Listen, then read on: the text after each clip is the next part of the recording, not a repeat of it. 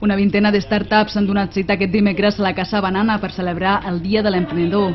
Bananity, Wine Social i Genuinus, les companyies que habiten la casa, han organitzat aquesta jornada de portes obertes on s'hi han congregat un centenar de persones per intercanviar experiències i rebre assessorament de la mà dels emprenedors de la casa.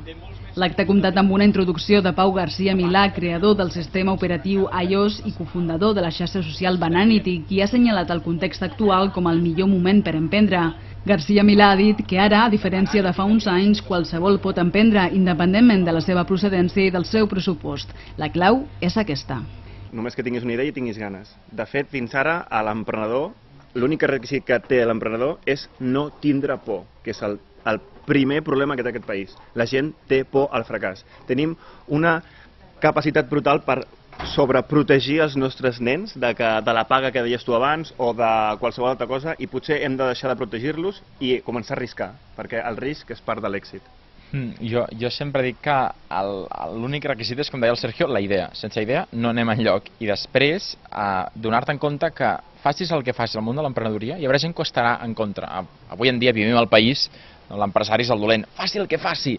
L'empresari que troba la vacuna contra alguna malaltia segur que se'l titllarà d'un explotador que l'únic que volia era guanyar diners. En canvi, hi haurà molta gent que viurà gràcies a això.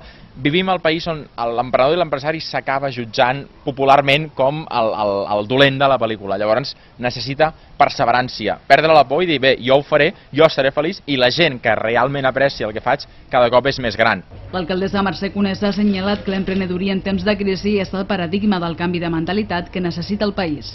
Avui crec que tenim un molt bon exemple d'un canvi de model que ha de fer el nostre país.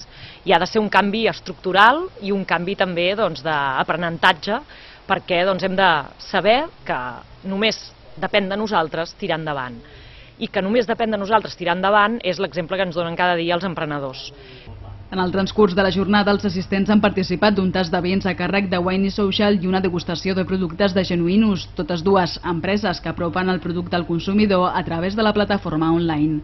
Seguidament, els participants han assistit a 4 taules rodones sobre les startups com a model organitzatiu de futur, el finançament de les empreses de nova creació i el màrqueting 2.0.